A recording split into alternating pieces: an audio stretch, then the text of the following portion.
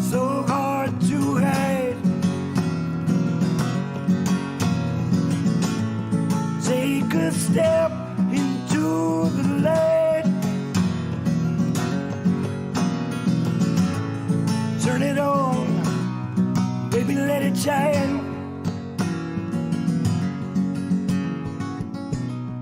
Someday I'll get away, make it to the place I'm from. Till then, spend the day. Remember, reminiscing is fun.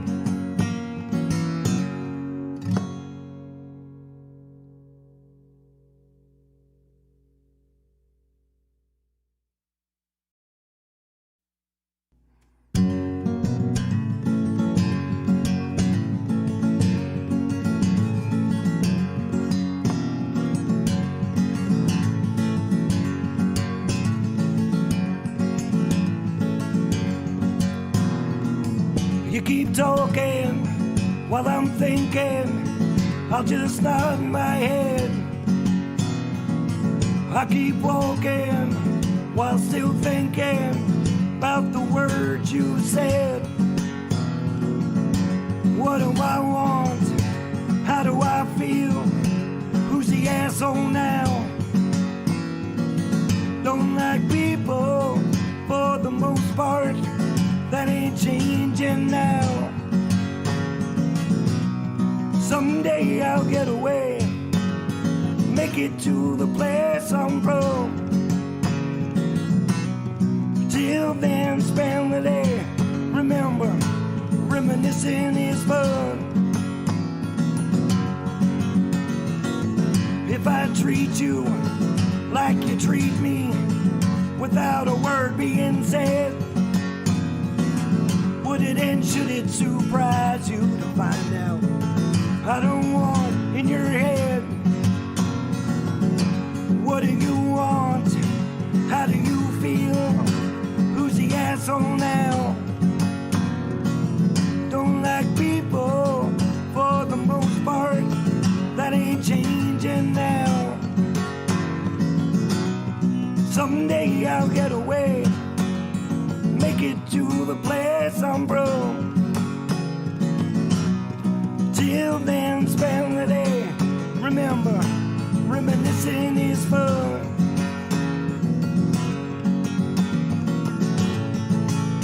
We gotta dig down deep inside, find what we fought so hard to hide. Take a step into the light. Turn it on, baby, let it shine. Someday I'll get away, make it to the place I'm from. Till then, spend the day. Remember, reminiscing is fun.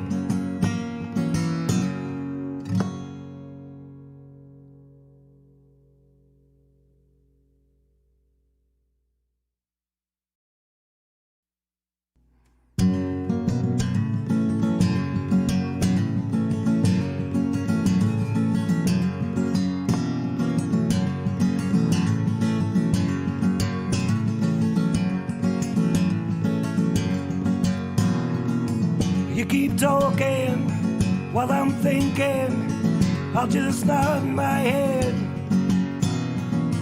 I keep walking. All right. How's everybody doing?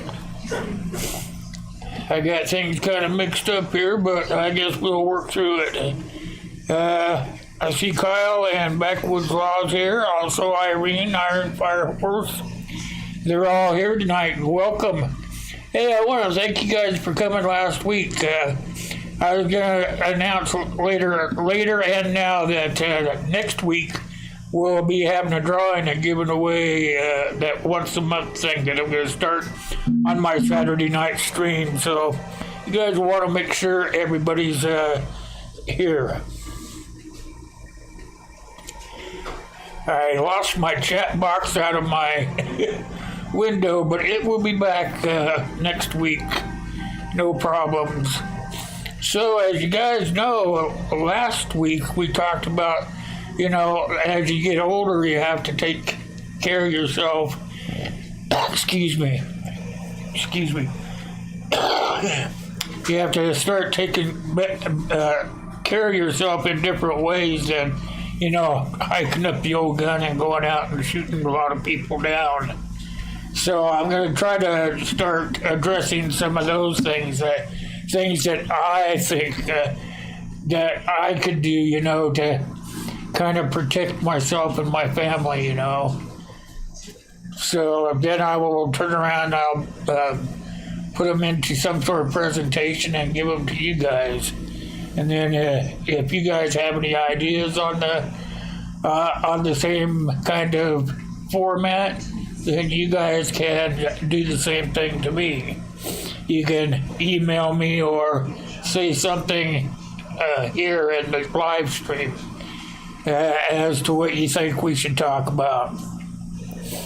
Make sure that you're visiting with each other like we always do here. And if you see people that you don't know at all, make sure you get a hold of them and get them into your contacts. See, just make sure I have everyone. Oh, C-Dub, hey, how you doing? You snuck in on me. How you doing, my friend? Yes, you guys hearing me okay? I did some fine tuning on that microphone.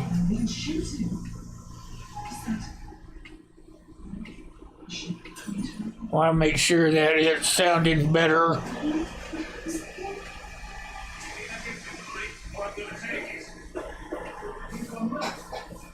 Oh yeah, you gotta be doing some walking or running. Doing good, thanks, C-Dub. Just kind of waiting for just a couple more people to get in here. The format I have together is I'll be talking to you guys from a what the heck's it called? A teleprompter. So it's already pre-formatted. I typed it up on my little computer thing here, and I've got it into a teleprompter.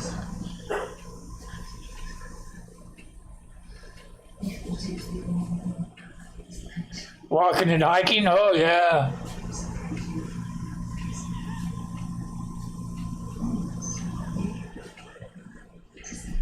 You still on the road, C-Dub? Did you get your vehicle fixed?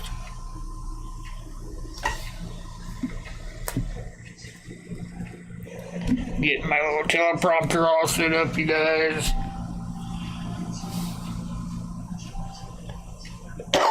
Once I push that button, we'll be headed out down the imaginary road. I've used it on some videos. I haven't used it in a live stream yet. So I guess you guys are like guinea pigs for me tonight.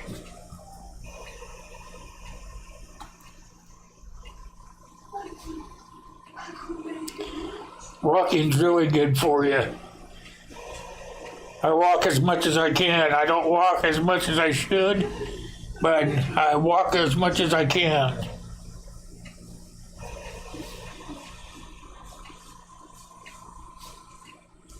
You need a brace, workman comp or anything paid for that?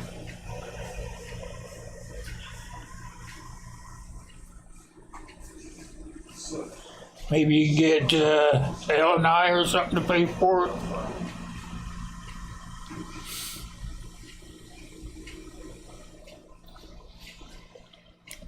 Okay, I'm gonna get a drink if I can without tipping anything over. And then we're gonna get started. We're gonna be talking about bunkers tonight, you guys. I always wondered about how inexpensive they are. They're really not that expensive to do yourself.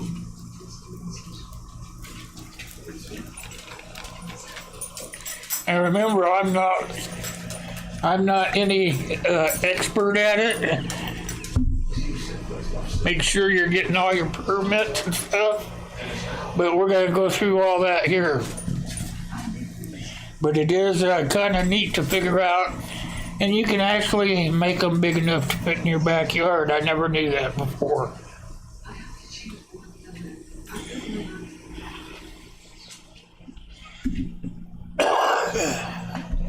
So, I'm thinking on next week when we come, I'll be talking about water and water storage.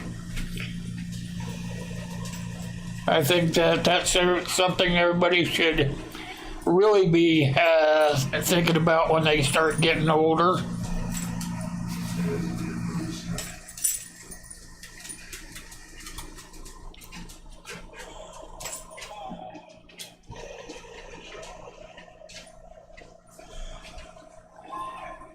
Oh, that is,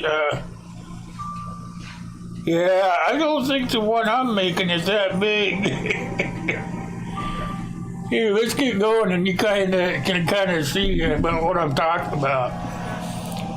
So I'll be showing some pictures and whatnot, you guys, as we go, and I'll be reading along off of my teleprompter here, and I'll try to remember to stop every once in a while so that we can discuss what's going on, and you guys just go ahead and talk about whatever you want.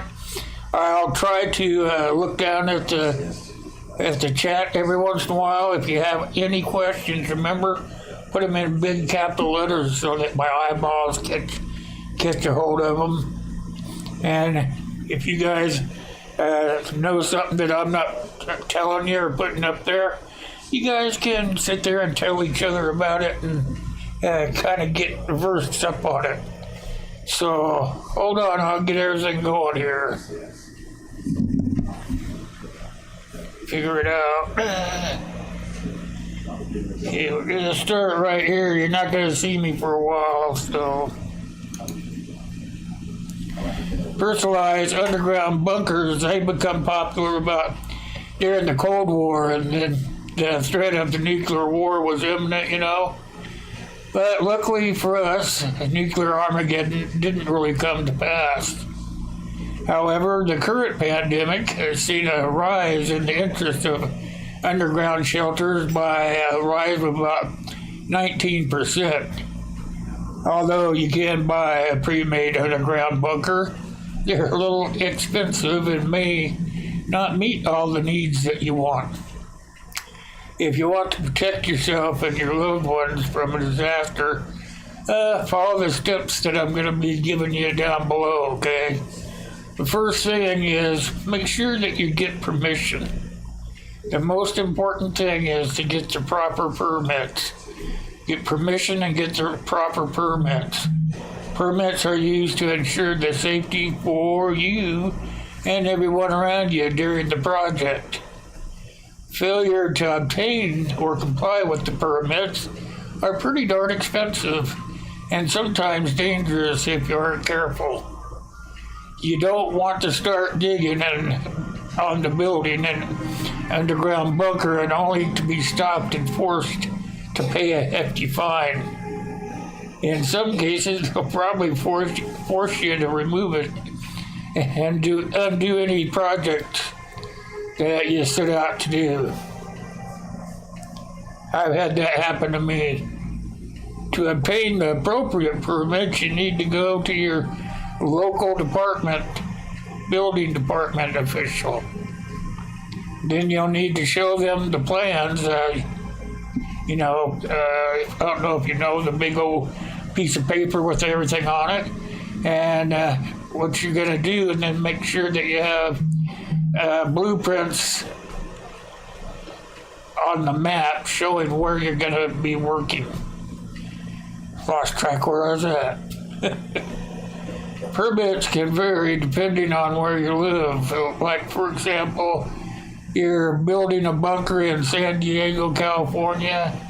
The type of permits that you'd need there would be like a grading permit, because grading is a project that might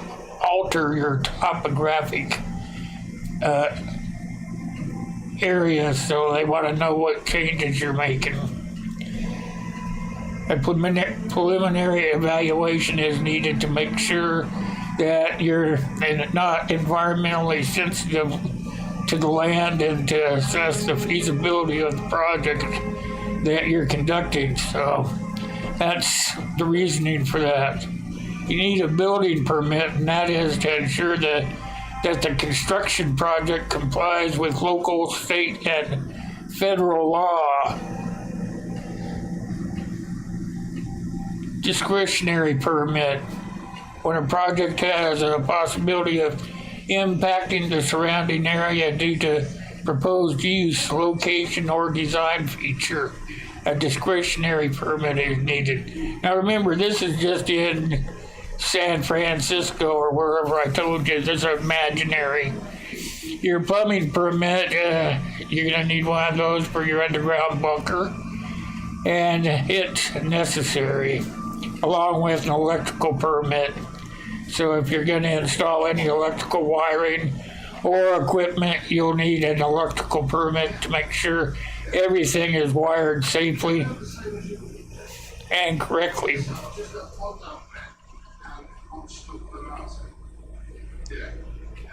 No matter where you're located, however, you need to call 811 before you dig and don't accidentally break the underground utility lines. I've done that before. Doing so can be costly and dangerous to your health. It'll take a few days, but a good locator will come out and identify the placement of any underground utilities. And I found those to be very helpful. Choose the location underground bunker once you have your permits in place. The next thing you need to do is consider your bunker location. Oh, wait a minute. Let me hold on a second here. I need to go a little right. I missed a couple of pictures, sorry. Yeah. There we go. I think that's where I'm supposed to be. It needs to be some place where you'll be safe and private, and secrecy is in an essential area for you. Avoid any place that is close to large bodies of water, as they're more likely to flood, which can damage your structural integrity. Also, avoid any flammable areas. Try to avoid digging anywhere that's surrounded by trees and vegetation. If you want to do that, then you'll be dealing with all those roots and everything, and that'll be difficult to cut through them. So by cutting through the roots, it'll be detrimental to the area that you're working in. It'll probably kill all the vegetation and the trees, and then somebody will know something's there. So you're kind of killing your camouflage area. So you want to make sure if you come across any utility lines that you dig around them and not tear them up. It's pretty hard to can hurt yourself by running into them. Okay, this is a blueprint that they want you to make the blueprint just like when you're building a house. You should first develop the blueprint of your underground bunker. However, unlike a home, you're not building for luxury, so you're actually building for safety and security. After you've picked where you want to build your bunker, measure that area so you have to work from. That'd be away from any of the utility lines or trees or any of the bodies of water. You know what we were just talking about. There's not going to be a lot of space, but that doesn't mean you can't make it work. You want to have enough room that you aren't hugging your knees everywhere, but you don't want to waste the space either. Think of it as a small space to max. Think of it as a small house and use the same tips to maximize space, for example. Combine spaces by using an open area plan. Utilize vertical space for storage and efficiency. Install wall-mounted furniture like a desk or a table to save on space. Whatever you decide to do, make sure that you plan both efficiency and comfort. You don't want to build a bunker for safety and be all cramped up. You don't want to make it feel like you're claustrophobic. To avoid the claustrophobic part while utilizing the limited amount of room that you have, FEMA recommends that you have up 5 or 10 square feet per person, and that's just in case of a tornado or a hurricane shelter. If you were making your own shelter, you'd want to make it bigger, I'm sure. Picking the right bunker material. Pick the right bunker material. Material that won't crumble underneath the dirt. Not all building materials are equal, especially when it comes to dealing with building something underground.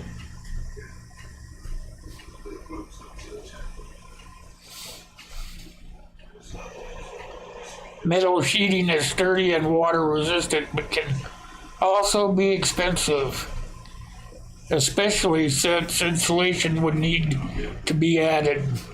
Bricks are sturdy and relatively affordable building materials that are also great insulators and incredibly weatherproof.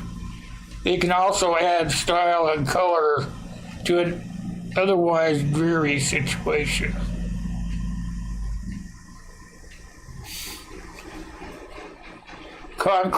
Reinforced concrete can withstand high loads and is relatively cheap.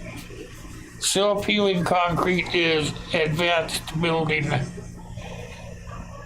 and it reduces the maintenance. And if you don't know what that is, it just heals itself if you get a crack in it or whatnot. As it says, don't use any wood to put it together. You can use wood on the inside, like to make walls and stuff, but you have to make sure you keep it fairly clean all the time. Now, we all know that shipping containers don't make good bunkers. They're just not very cost effective. You can't customize them, for one thing, and they need to be reinforced, because if you bury them, they have a tendency to collapse. So you want to make sure that you don't use a shipping container.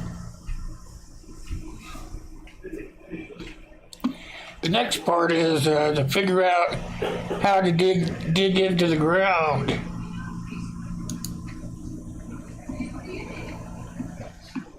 And you want to make sure that you're using the right excavators.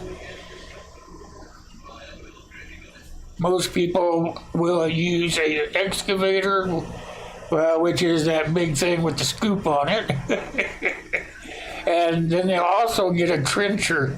The trencher will be so it can drill it will trench around the outline of it, and then the excavator will dig out the inside. So the trencher digs the outline, and then the excavator takes out the dirt from that. Also, the trencher will dig your sewage lines. So make sure that you got the right excavation material.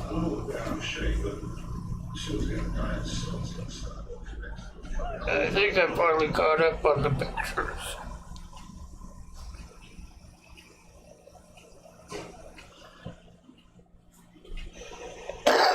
Because there's different types of excavators available, you'll be able to use one to dig out a hole for the bunker effectively.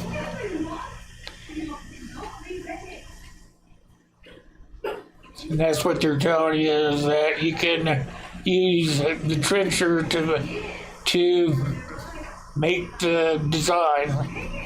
I got ahead of myself on the wording here I had typed up.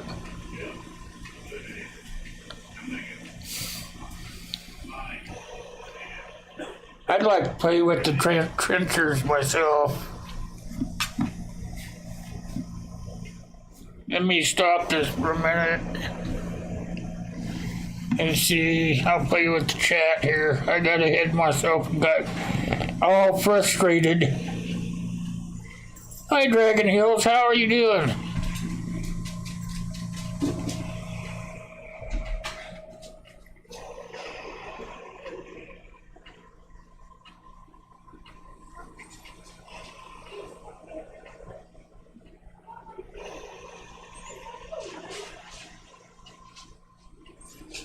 Okay, I'm not really missing anything. I kind of apologize for earlier, you guys. I lost track of placing those pictures where they were supposed to be, and so I kind of hurried up to catch up, and they got ahead of me. But we're all caught up now, and if you guys have any questions, go ahead and ask them at this time, and it'll give me a little break.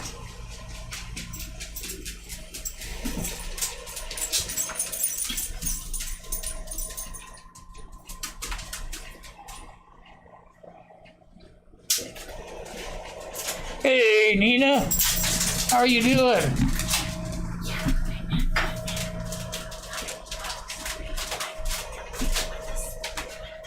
Yeah, I'm having a good evening.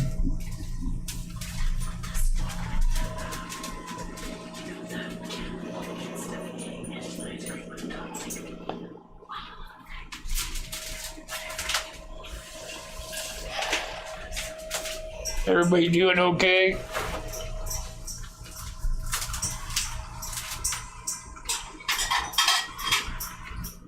All right, let's see. Let's get going back on where we were at.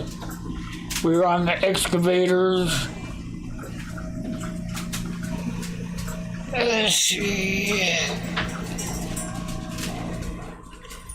We're gonna go to the mini excavator. A mini excavator can fit in a narrow space and are better suited for digging holes in awkward areas, such as a backyard. Acquire key living materials, underground bunkers. Putting a metal box in the ground and calling it a day isn't enough. An underground bunker needs to sustain you and your loved ones for an extended amount of time. The 5 things you want to make sure that you include are ventilation, that's the upper left there, air filters, make sure you got your air filters. The filters and the ventilation are clean air into your bunker. And NBC, nuclear biological chemical filter, is your best bet at protecting your shelter from air contaminants and providing fresh air. Also, you want to make sure you have a generator, and this will provide electricity to your bunker. So determine how much power you'll need and add up the total wattage of everything that uses electricity, and then you'll know how big of a generator that you'll need. And most generators, you want to make sure that you're finding one that is solar. Solar generator would be the best one to get so that it can stockpile fuel electricity for you. And then there's the water filters. These will keep you a reliable source of clean water on hand. Any water filter can work, but for an underground bunker, a UV filter is probably ultimate. Hey, SOP. Waste removal system. Mismanaging waste can be detrimental to the health for underground bunkers. There's a few options that you can go with. You can keep it simple with a room trench like an outhouse. It's cheap and quick, but can be unsanitary. You try a poop tube. It's quick. It's a quick way to deal with the waste, and they're easy to make, needing only some PVC pipe. But they're not great for a long-term use, however. A composting toilet needs no water. Instead, it transforms waste into fertilizer, which is excellent if you have plants, but they can be a little pricey and smelly in enclosed places. A wastewater pump and lift system is the most popular option for controlling waste. These systems pump waste from lower to higher elevations. You'll also want to stock up on bottled water and personal and non-perishable food. Don't pinch pennies on any of these. They're going to protect your shelter while you're in there for your 7 to 10 days. Start digging. When you finally begin to dig, you'll be utilizing the cut and cover method, similar to how subways are built. In this method, you dig a trench, create a support system, place your bunker and cover it back up. But before you break ground, let's quickly review the digging safety once again. Now, this is according to OSHA.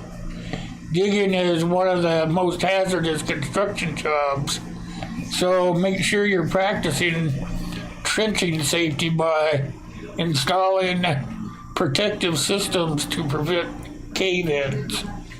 The 3 most common protective systems are sloping or benching, shoring and installing a trench shield. Sloping involves cutting the trench wall at an angle to cut a slope, where a benching is the act of creating long benches and steps to travel up the wall. I've done all of those I was an operator for years, so I understand everything they're doing here. A trench shield, and that's a trench box. Used many of those in my profession. Protects the person inside from a cave-in rather than used to prevent one, and it's used in conjunction with the other 2.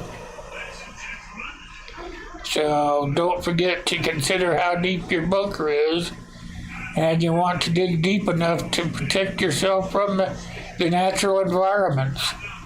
You want to make sure that everybody that's working on it with you understands that as well.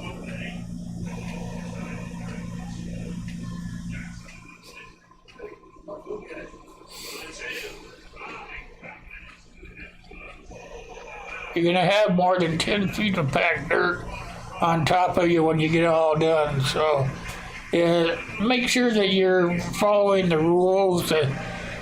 If you don't know how to do it, make sure you bring somebody along that does know how to do that, because really effective, you know. And 10 feet of dirt on top of you, that means the bottom of the hole is probably going to be another 10 foot. So that's 20 feet. That's a lot. That's a pretty deep grave. No matter how deep you dig, you're going to have quite a bit of weight pressing down on the top due to the soil.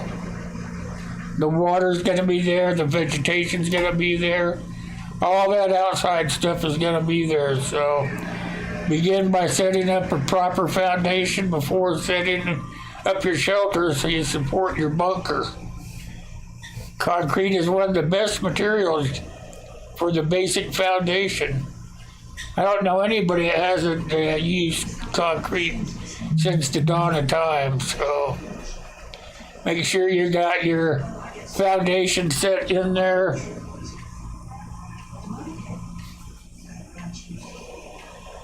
And then after you get your walls and stuff in, it's just like they say, you go out the way you came in, you know.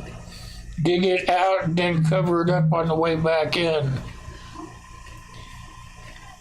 Also, I don't know if I told you, but they recommend that your walls be about 1 to 3 feet thick, and that you use metal sheets to bridge between the ditch lines to reinforce them, so that when the dirt's piled on top, that it is going to take the weight.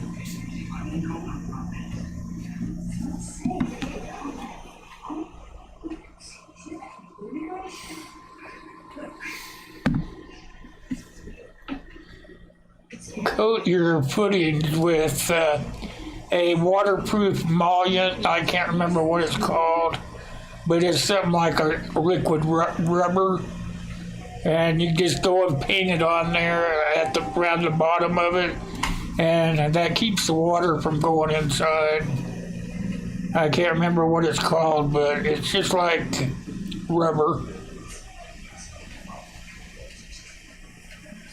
And then you want to make sure you get the cross braces in there, you know. That's what I was telling you about, using the steel cross braces.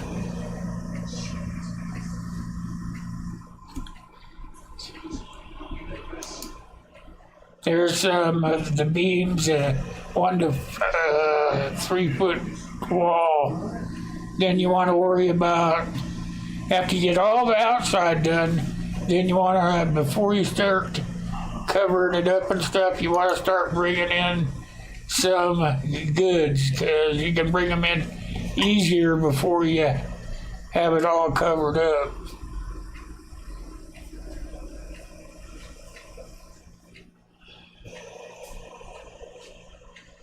The 7-10 rule is used to estimate the radioactive risk. It states that for every 7-fold increase in time of detonation is a 10-fold increase in detonation. Basically, if 2 hours have passed after the detonation, the radiation exposure rate is 400 radigens, or radioactive waves. After 14 hours of exposure, the rate is 1 in 10 of that.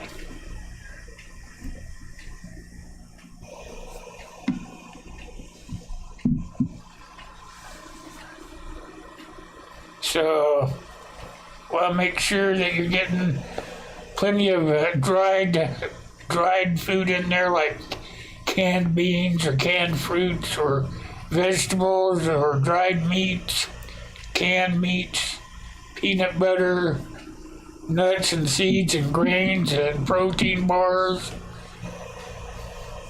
non-dairy stuff like dried milk.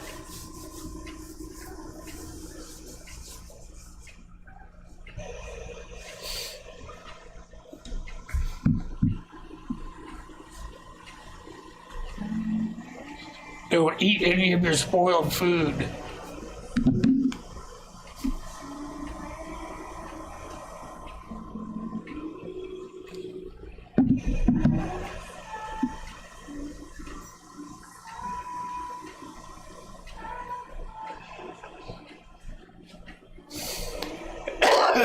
simply put a can or a pot on the stove grate and place the candle below it. The water is especially important as radiation can continue to rain down for about 24 hours after the detonation.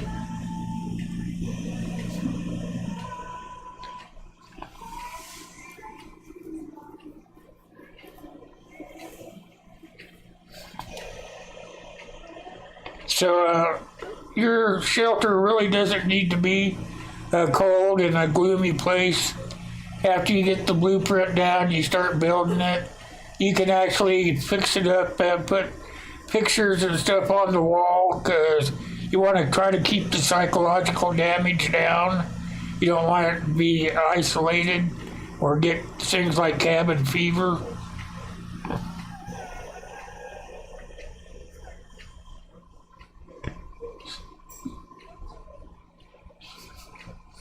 Fix it up like a little apartment or something, hang pictures, have some radio in there for music. You know, keep your mental health up.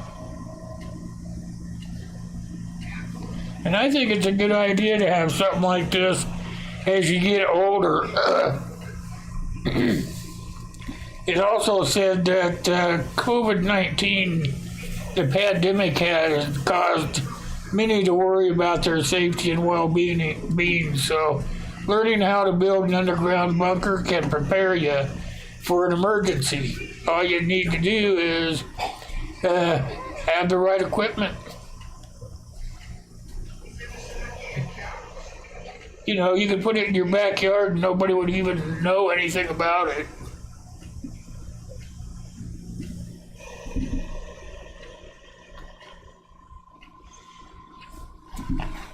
Well, I did the whole presentation and I only stumbled over all of it.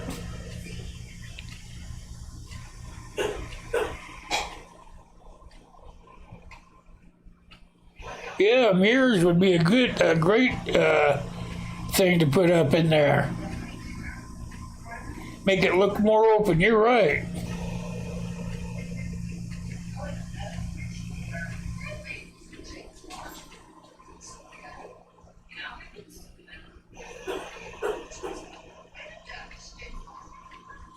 $42 buses, somebody did what? Are you telling me somebody did that to 42 buses?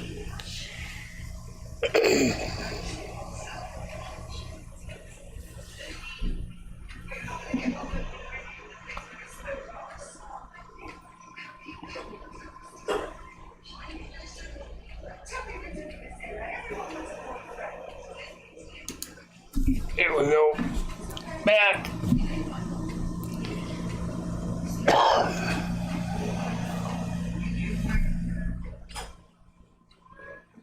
So, if you guys have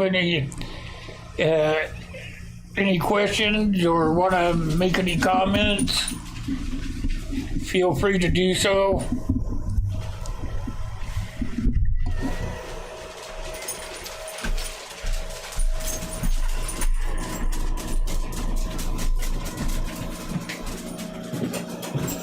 I really planned on it being a little bit smoother than that, you guys. I apologize for it being kind of jerky, but I lost track of where I was at there for a minute.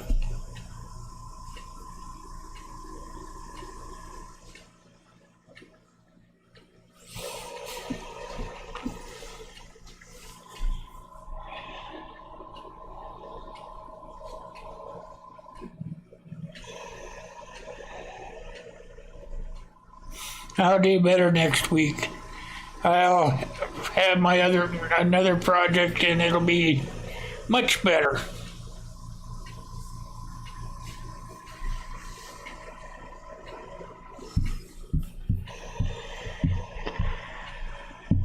We still have a few minutes left. Is there anything anybody wants to discuss while we're here?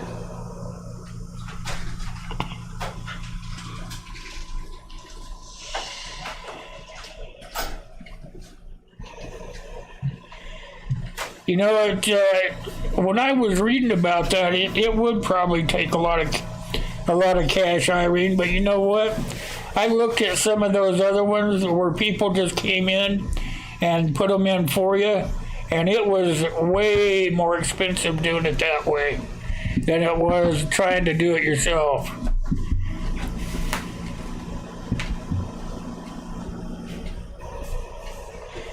That's why I did this one here, because it was, I think, even, you know, those big round tube ones, you know, where that guy makes them out of that corrugated pipe stuff. It was even, doing it like this was even cheaper than that. And I couldn't believe it, because he charges $42,000 for the one he does with the corrugated pipe.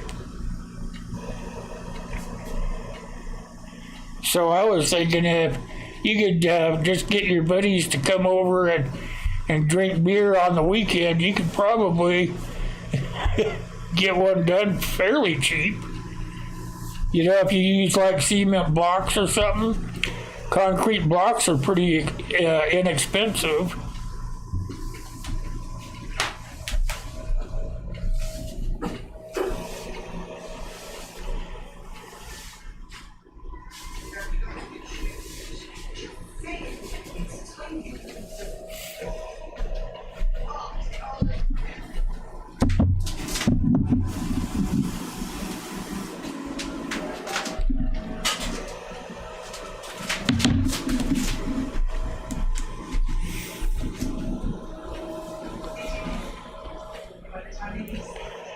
Is there anything anybody here would like to have me do next week or in the weeks ahead?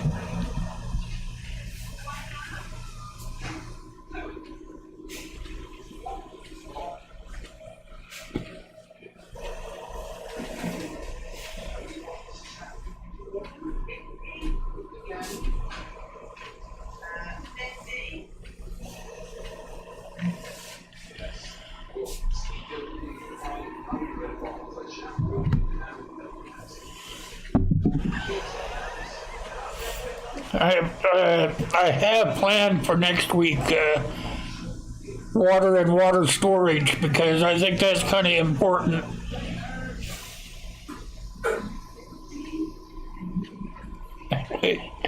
Do not operate under the influence. Exactly right.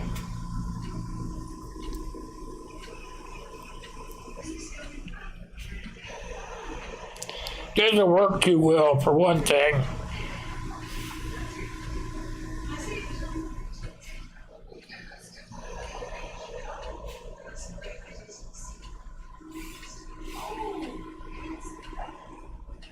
You know, depending on where you live, it depends on where you live. If you live in the city, you would have to probably buy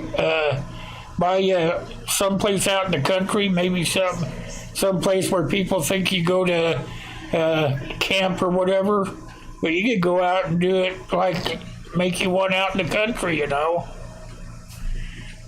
That would be pretty cool.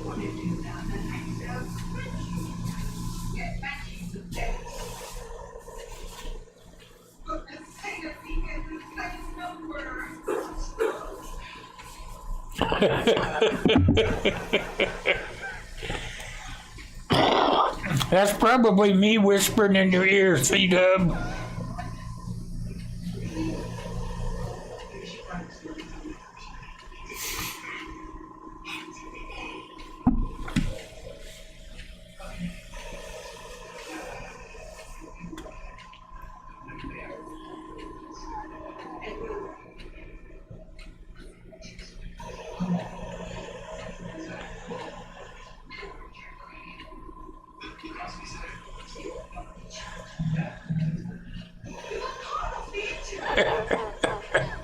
Yep.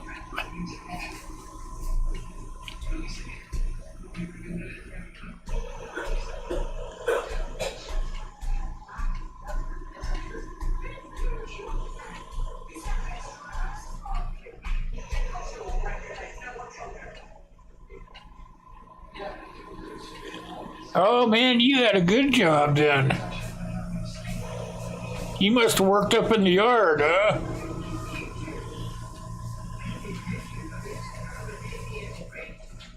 Where'd you work at?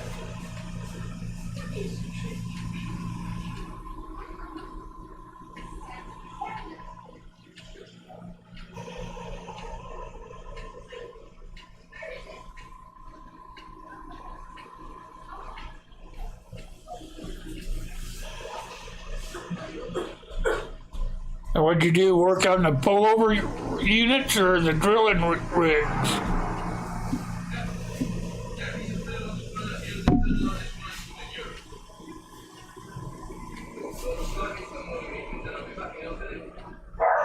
Okay, Irene. Thanks for coming by. I appreciate it.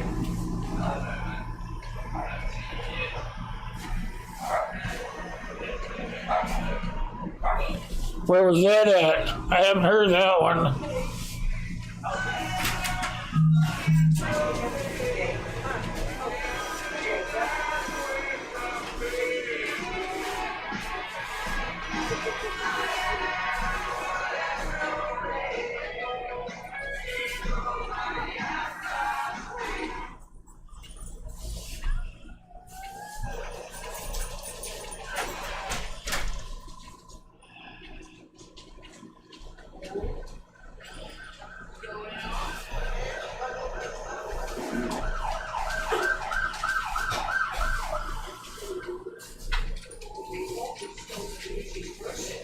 Well, that's good work.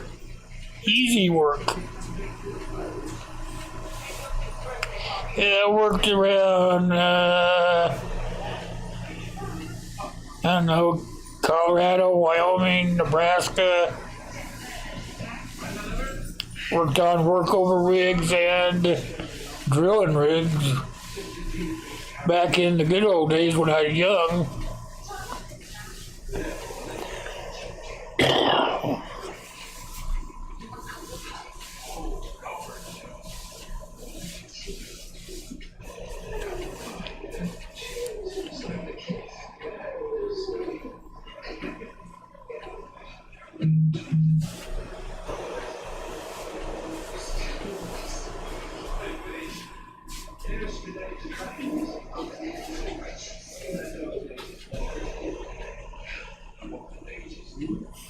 Well, it looks like we're done.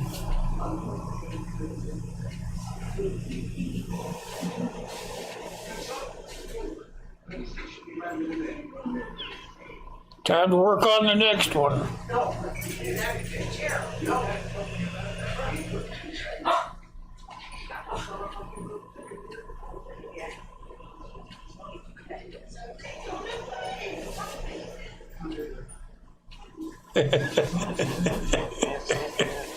I suppose not. I suppose they'd have a hard time with a little woman like you doing it, telling them what to do.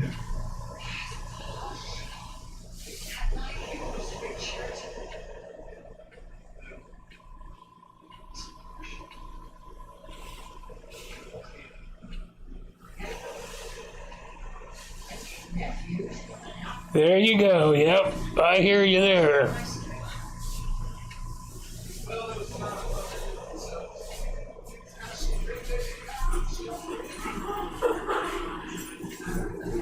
Okay, little woman, I'm going to jump out of here. Thanks for coming by and spending some time with us.